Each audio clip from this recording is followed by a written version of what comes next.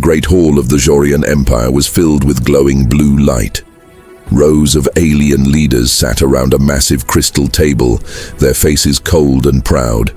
Each one belonged to a race that had conquered dozens of worlds, enslaved hundreds of species, and ruled the stars for centuries. At the head of the table sat High Chancellor Varkon, his crimson eyes scanning the room. He raised his long metallic hand, silencing the murmurs. "Members of the Grand Council," he said, his voice echoing through the chamber. "Before us lies a small planet on the edge of the galaxy, a world called Earth. Its people are primitive, emotional, and divided. Yet their energy readings show something impossible." The council leaned forward. Varkon pressed a button, and a hologram appeared above the table, showing Earth spinning slowly in space. Strange readings pulsed around it, waves of power invisible to human eyes. "This energy," Varkon continued, "does not come from their machines or weapons. It comes from them, from the humans themselves." A murmur of disbelief spread across the council. "How can a weak species produce such power?" one general demanded. Varkon smiled, a cold, confident smile. "That is what we will discover after we invade." The room erupted in voices, some cheering for war, others warning against it. One of the oldest council members, Elder Sale, stood up slowly. "High Chancellor," he said, his voice shaking slightly. "We have ruled the stars for ages, but never have we met a race that emits power from within. Perhaps this world is not meant to be touched." Varkon's eyes glowed brighter. "Old fears have no place in the new empire," he said coldly. "Put it to vote." One by one, the council members raised their hands. The glowing crystals on the table turned red. The vote for invasion had passed. A storm of thunder rolled across the skies of their capital world, as if the universe itself disapproved. Far across the galaxy, on Earth, humans went about their normal lives. They had no idea that hundreds of warships were already forming above Neptune. Inside one of those ships, a young Zorian soldier named Kyle stared at the hologram of Earth. He was not like the others. His heart was restless. He had heard the stories, ancient tales whispered among the soldiers, that Earth was protected, not by technology but by something far stronger. Kyle turned to his commander. "Sir, what if the stories are true? What if this planet fights back?" The commander laughed. "Fight back? With what? Their sticks and bullets?" Kyle said nothing, but deep inside he felt something strange, a quiet pull toward the blue planet. It was as if Earth itself was calling him. Days later, the invasion began. Thousands of ships cut through the darkness of space, their engines glowing like fire. Earth's satellites went dark within minutes, and strange clouds covered the skies. Humans panicked, armies mobilized, and every nation prepared for war. But then something unexpected happened. As the Zorian fleet entered Earth's atmosphere, their systems began to fail. Energy waves surged from the planet, invisible but powerful, shaking every ship. Kyle's ship was hit the hardest. Alarms screamed, lights flickered, and one by one the engines died. "Sir, the systems are melting. We're losing control," a pilot shouted. "What is happening?" the commander roared, but no one could answer. Then Kyle saw it. Through the viewing glass, the clouds below began to glow with white light. Shapes moved within them, not machines, not human aircraft, but beings made of pure energy. Their voices were like thunder, echoing in every soldier's mind. "You were warned," the voice said. "You were told not to touch the cradle of creation." Panic spread through the fleet. Ships crashed into each other. Others fell toward the Earth's surface like burning comets. Kyle gripped his seat, fear and awe mixing in his chest. He whispered to himself, "They were right. Earth is not weak." The invasion that was supposed to be an easy victory turned into chaos. Within minutes, half the fleet was gone, swallowed by the light. The remaining ships retreated, trying to escape the pull of Earth's strange power. Varkon watched from the command ship, his face frozen in disbelief. "This cannot be," he said softly. "They are defending themselves." The High Chancellor gave one final command. "Retreat. Regroup at Orion Gate." But as his ship turned away, a beam of golden light pierced through the hull. It was not a weapon. It was something alive, something ancient. The light entered the ship, and everything went silent. Kyle opened his eyes. Floating in zero gravity, surrounded by the stillness of space, he looked down at the blue planet, glowing like a jewel, and he finally understood. Earth was never meant to be conquered. It was meant to awaken. The Zorian fleet drifted in silence beyond Mars. Half their army was gone, half their pride was shattered. What was supposed to be a day of victory had become a nightmare written in fire. Inside his damaged ship, Kale floated among broken panels and flickering lights. He was alive, but barely. Around him lay the bodies of his crew, their faces frozen in shock. Through the window he could see Earth, still glowing with that strange light.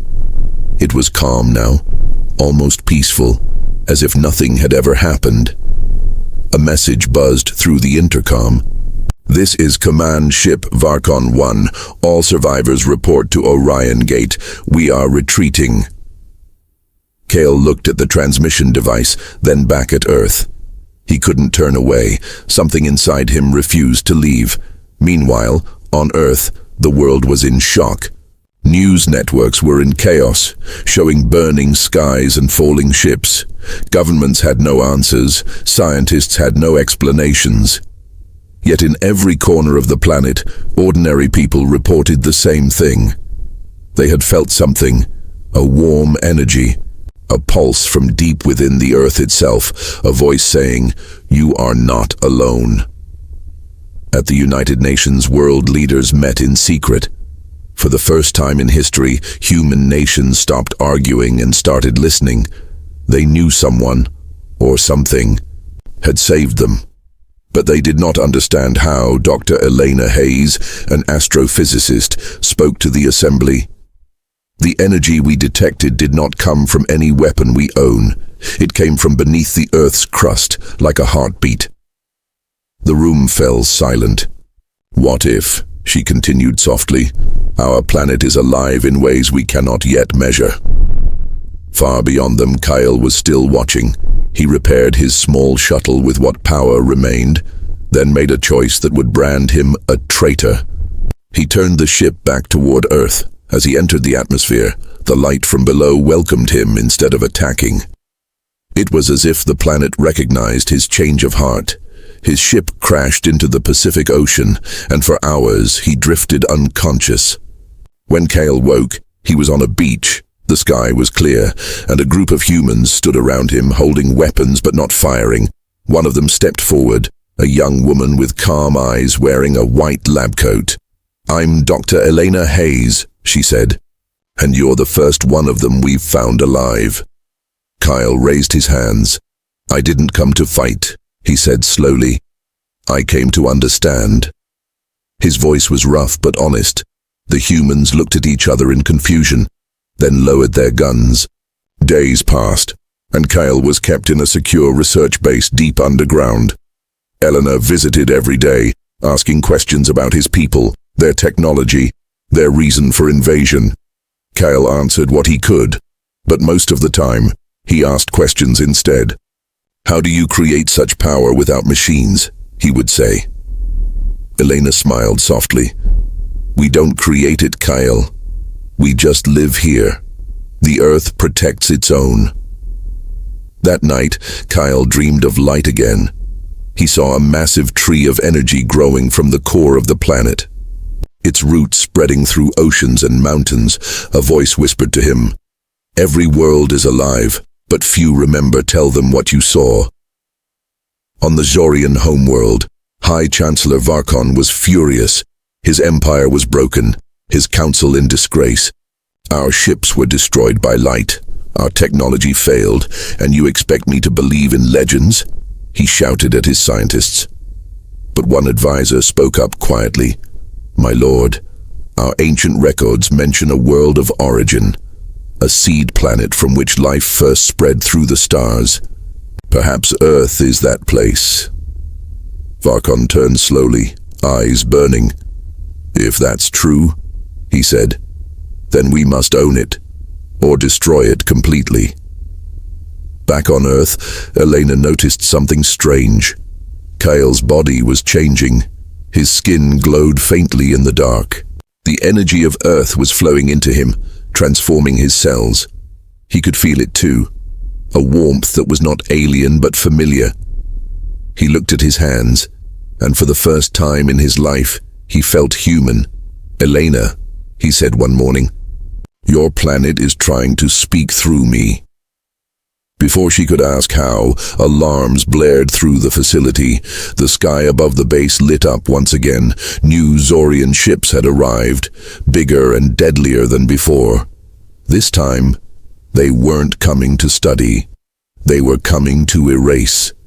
Kale and Elena looked at each other, both understanding what must be done. He placed his hand on the ground, feeling the pulse of the earth rising through him. We will not run, he said quietly. We will show them what your world truly is. Outside, the air vibrated with light, and from the horizon came the first signs of awakening. Mountains glowed, oceans roared, and the sky opened with energy that no weapon could stop. The second invasion had begun. But this time, Earth was ready. The second invasion began before dawn. Flames streaked across the skies as the Zorian fleet descended like a storm of fire. But this time Earth did not tremble. This time the planet answered inside the underground base. Alarms screamed as soldiers ran to their stations. Dr. Elena Hayes stood beside Kale, her hand shaking slightly through the glass screen. She watched the skies turning golden, not from fire but from light. Kyle could feel it deep inside him. The same pulse he had felt when the first invasion failed. Only now it was stronger, alive and calling his name. Elena, he said softly, the planet. It wants me to guide it. She looked at him, half afraid, half in awe. Guide the Earth? How can you guide a planet? Kale didn't know, but when he closed his eyes, he could hear voices, millions of them. Not human, not alien. They were whispers from the trees, the oceans, and the air itself. The consciousness of Earth was awakening. Above them, the Zorian ships spread out. Blocking the sunlight, High Chancellor Varkon stood at the command deck of the lead ship, his red eyes filled with rage. This world humiliated us once, he roared, but this time, we erase it from existence. Thousands of weapons charged at once, filling the sky with deadly light. Kyle stepped outside the base, ignoring the soldiers' warnings. He stood barefoot on the soil, lifted his hands, and whispered a single word. Rise. The ground beneath him trembled. From deep within the earth, energy burst upward like a wave. Mountains glowed, oceans surged, and clouds turned into shields of light. The alien missiles struck the barrier and vanished like sparks in water. The entire planet pulsed once, like a living heart. Kale fell to his knees, sweat on his face, but his eyes shining bright inside the command ship. Varkon staggered. What is this power? He shouted. His scientists worked desperately. It's not a weapon, my lord. It's life energy. The planet itself is fighting back. Varkon smashed the console, then destroyed the source. Meanwhile, on Earth, humans everywhere felt the same strange warmth Kale had felt. Farmers, soldiers, children, all of them felt connected. United for the first time, humanity stood as one. Nations shared communication channels. Armies joined forces, scientists linked minds. Earth was no longer divided, it was awakening as a single world. Dr. Elena and her team worked quickly, following the energy readings. She realized something shocking.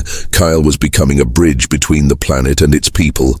His alien biology allowed him to channel the Earth's living force directly. But the power was consuming him.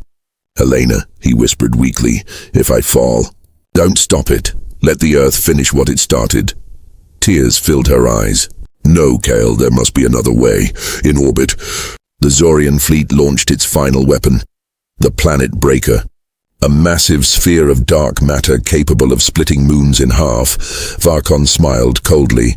Let's see your planet survive this. As the weapon charged, Kale collapsed to the ground. His body glowed brighter than ever, merging with the light beneath the soil. All around the world, humans began to see visions of oceans, forests, deserts, and skies, all connected by glowing veins of light. The voice returned, echoing in every mind. Defend what is yours. Elena looked up and shouted, Now, Kale. Do it now. Kyle opened his eyes, but they were no longer his. They shone with the pure energy of Earth itself. He raised his hands toward the heavens. A column of golden light burst upward, piercing the clouds. It struck the Planet Breaker just as it fired. For a heartbeat, the universe went silent. Then came the explosion. A wave of pure energy rippled across the sky. Turning night into day, the Zorian ships shattered, their technology disintegrating like sand in a storm. Varkon watched in horror as his command ship cracked open. No, this can't be, he screamed. The golden light consumed everything. But instead of death, there was transformation. When the light faded, the skies cleared. The fleet was gone, but so was Kyle. Only a faint shimmer remained in the air. Like a spirit made of sunlight, Elena fell to her knees, tears mixing with rain. Around her, soldiers and scientists looked at the peaceful sky. The war was over, but her heart ached. She whispered softly, You saved us. Kyle, far above, beyond the clouds. Something new began to form. A faint silhouette. Not a ship, not a weapon, but a being made of pure light. It looked down at Earth with warmth and pride. And then slowly it faded into the stars. Back on the Zorian homeworld, silence filled the great hall. The council stared at the empty chair of their fallen leader.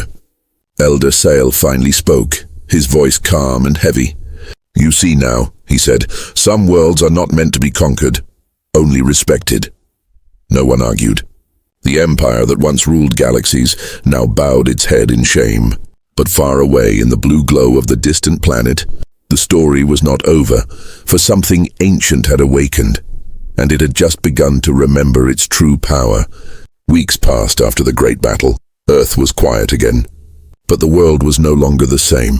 The skies had cleared, the oceans calmed, and humanity had entered a new age. They called it the Day of Light, the day Earth defended itself. Dr. Elena Hayes stood at the edge of a crater in the Pacific. This was where Kyle had vanished, where the golden light had consumed him. The water shimmered with strange energy, glowing faintly at night. Scientists from every country had come to study it, but no one could explain what it was. Some said it was radiation, others called it a miracle. But Elena knew the truth. Kyle was still there, somewhere between life and light. She often stood by the shore, speaking softly into the waves. Kyle, if you can hear me, we're safe now, she said. You did it, the wind answered with a gentle whisper, almost like a voice. I'm not gone, it said. Faint but real, her heart skipped a beat. She closed her eyes and smiled through tears. Across the galaxy, news of the Zorian defeat spread like fire. Empires that once feared the Zorian army now began to rise against them. Rebellions broke out, their colonies fell one by one. Without their fleet and their leader, the mighty empire began to crumble. Elder Sale, now the temporary leader, watched it all with sorrow. He stood before the ancient archives, reading the forgotten texts. The seed world, one passage said, is the heart of creation, where all life began. Sile whispered. Earth was never an enemy. It was the origin. But deep within the Empire's ruins, others whispered darker things. A shadow faction began to form, those who blamed Kyle and Earth for their downfall, and they wanted revenge. Meanwhile, strange things began to happen on Earth. Animals behaved differently, plants grew faster, and people started having dreams, vivid, glowing dreams of light and voices. Some saw Kyle standing among them, his body made of starlight. Others heard a message repeating in their minds, protect the world, for another storm is coming. Elena woke one night from the same dream. Breathing fast, she ran to her lab and checked the energy readings. The glow in the Pacific had grown stronger. Pulsing like a heartbeat, she activated a scanner, and a familiar voice filled the room. Elena, her eyes widened. Kale, is that you? Yes, the voice said softly. I'm part of the Earth now. Its energy flows through me. Tears stream down her face. You're alive. Not alive as before, Kyle replied. I exist between matter and spirit. I can see everything, every ocean, every tree, every human heart. Elena placed her hand on the console. Then why do I feel something dark rising again? Kale's tone grew serious. Because Earth is not the only one that can awaken. In the void beyond Jupiter, something ancient stirred, a massive shape, buried in shadow for millennia, began to move. It was older than the Zorian Empire, a machine race that once tried to consume the seed world long before humans existed. The Varn Dominion, a hive of cold intelligence, had awakened after sensing Earth's burst of power. They had waited for this moment. Kale's voice trembled. They are coming, Elena. The Varn were built to drain life energy. They will try to feed on the Earth's heart. Elena's mind raced. How do we stop them? You can't, Kyle said quietly. Not alone, but I can. High above, satellites began detecting strange objects near the outer rim of the solar system. Hundreds of black shapes moving fast like shadows swallowing starlight. World governments sent out warnings, but this time there was no panic. Humanity had already seen what it meant to stand together. In her final transmission to the United Nations, Dr. Elena Hayes spoke with calm determination. Earth is not just our home, she said. It's a living being, and it has chosen to fight again. We must help it, not hide behind it. Her words spread across the world, uniting billions once more as the Varn fleet approached Neptune. The oceans on Earth began to glow brighter. Kyle's presence grew stronger, his voice echoing through every storm and wave. Elena, he said, prepare them. The real battle hasn't even begun. At midnight, the sky filled with light once more. But this time it wasn't fire, it was a doorway. A massive energy field opened above the Pacific, and from within it a form began to rise, humanoid, tall and made of pure golden light. It was Kyle, reborn, his eyes like twin stars, his voice a deep hum through the air. I am the guardian of Earth, he said, and I have returned. Elena watched from the shore, her heart pounding. She whispered, Welcome back. The winds howled, the sea roared, and the stars above seemed to pulse with life. But far across space, the Varn Dominion locked onto their target. Their leader, a voice of metal and darkness, spoke coldly. The seed world burns again. We shall drain it dry. Earth's final war was coming, not for power, not for conquest, but for survival of creation itself. The night sky burned brighter than ever before. From beyond the stars, the Varn Dominion approached, a fleet of black machines older than any empire. They moved in silence, consuming light wherever they passed. Even the stars behind them flickered out, swallowed by the darkness. On Earth, every radio and screen went silent. Then, one by one, they came alive again with a voice, Kyle's voice. This is not the end, he said, his tone calm and deep. This is the moment Earth shows what it truly is. Humans across the planet looked to the sky. They had no great ships or alien weapons, but they had something far stronger, unity, courage, and the power that had always lived inside them. Dr. Elena Hayes stood at the command center overlooking the glowing Pacific. Beside her, the ocean was alive with golden energy. Kale's luminous form stood tall above the waves, his body made of pure light. The air vibrated with his presence. Elena, he said, his voice like thunder and music at once. When the Varn reached the atmosphere, their shadow will try to choke the Earth's core. I will hold them back. But I need every human heart to stand with me. She nodded firmly. We're ready.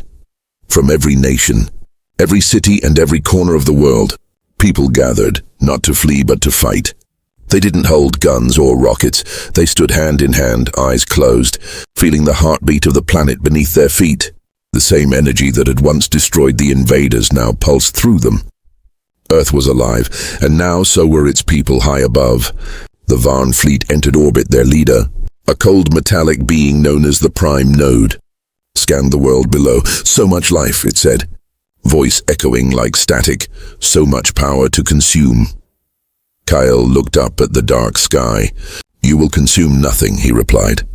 Then he raised his hand, and the planet answered. A golden storm erupted from the oceans, reaching into space like tendrils of lightning. It struck the first wave of Varn ships, tearing them apart with pure energy. But for every one that fell, 100 more appeared. The battle raged across the sky, light against darkness, life against machine. Eleanor watched from the base as the readings spiked beyond imagination. Kale's energy was merging with Earth's core. He's burning himself, one scientist cried. If he keeps this up, he'll vanish completely. Elena clenched her fists. Then we give him everything we have. She ran to the control panel and activated the Global Resonance Network, a system that linked every communication tower on the planet. People of Earth, she said into the mic. Kale is fighting for all of us. We must fight with him. Around the world, billions of humans closed their eyes. They focused their thoughts, their hopes, their love, and sent it upward. The energy spread like wildfire, flowing through the earth and into Kale. He felt it, billions of hearts beating as one. He smiled, glowing brighter. Thank you, he whispered. The Varn Prime Node launched its final weapon, a sphere of antimatter aimed at Earth's core. If it hit, the planet would die. Kale rose higher. His golden form blazing like a sun, he caught the sphere in his hands. For a moment, darkness and light clashed, shaking the entire solar system. Elena. His voice echoed in her mind. Whatever happens, tell them. They're worth protecting. Kale, no, she cried, tears streaming down her face. But the light grew too bright to look at. Kyle let out one final cry. For Earth. The explosion lit the universe. A shockwave of golden light spread through space, tearing apart the Varn fleet. The Prime Node screamed as its body dissolved into dust. The darkness was gone, replaced by pure radiance. When the light faded, the skies were calm again. The oceans shimmered softly and a gentle breeze touched every corner of the world. Elena stood alone on the shore. Watching the sunrise, Kale's form was gone, but the golden glow remained in the water. She placed her hand on her heart and whispered, he became part of us. Days turned into weeks. Humanity began to rebuild. Not as separate nations, but as one world. Cities rose again, powered by clean energy drawn from the Earth's living force. Children were taught about the Guardian who gave everything to protect them. They called him Kale of the Light, the alien who became human far beyond the galaxy. Other empires watched in silence. The fall of the Zorian Empire, the destruction of the Varn Dominion, all caused by one small planet and its people. They realized the truth that the universe had long forgotten. That true power does not come from conquest, but from connection. And deep beneath the Earth's surface, where the energy of the planet pulsed like a heartbeat, a voice whispered once more, Elena, I am still here. She smiled, looking at the stars. I know, she whispered back. Welcome home. The story of Earth was no longer one of weakness or fear. It had become a legend, a song written in light across the stars. And those who once voted to invade it would forever remember the world that shattered their kingdom. The seed world that fought back.